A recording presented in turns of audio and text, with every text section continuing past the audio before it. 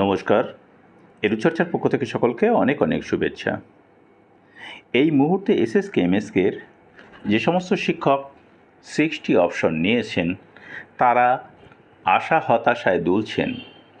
কারোর মতে যে 60 যারা অপশন নিয়েছেন তাদের অবশ্যই ভালো হবে আর কিছুদিনের মধ্যে।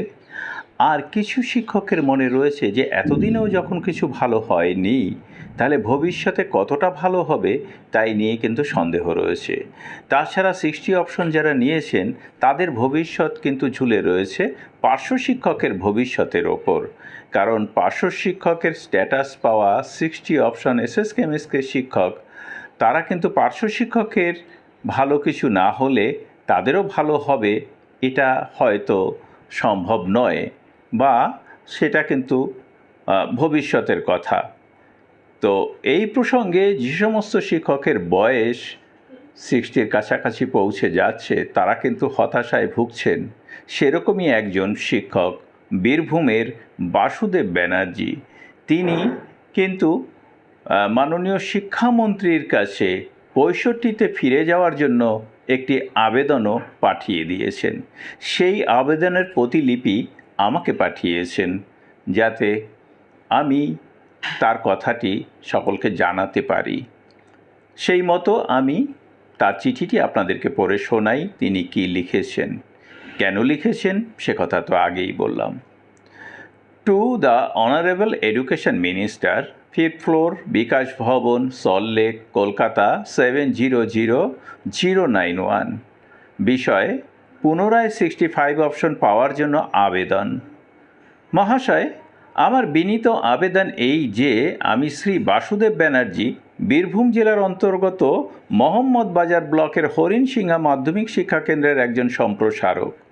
স্কুল এডুকেশন ডিপার্টমেন্টের প্রদত্ত নোটিফিকেশন, যার মেমো নাম্বার 979ES/EE/10M-164/19 ডেটেড 18/12/2020 অনুযায়ী আমি 60 অপশন নিয়েছিলাম।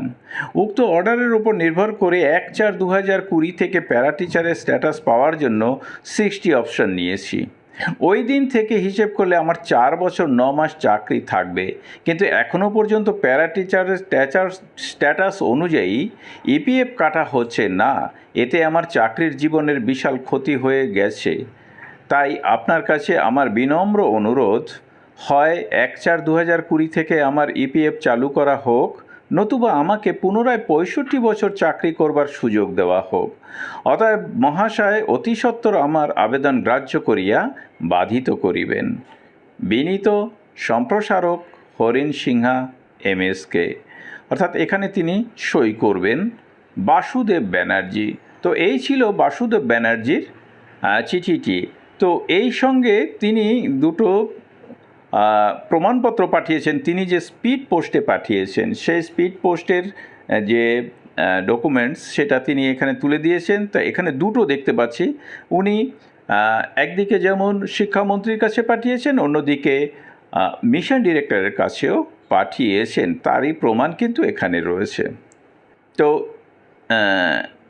এটি এই বাসুদেব বাবুর যে বক্তব্য তার ভাবনাকে আমি তুলে দিলাম আপনাদের কাছে। আপনারা বিবেচনা করবেন উনি ঠিক করলেন না ভুল করলেন। ভালো থাকবেন, সুস্থ থাকবেন।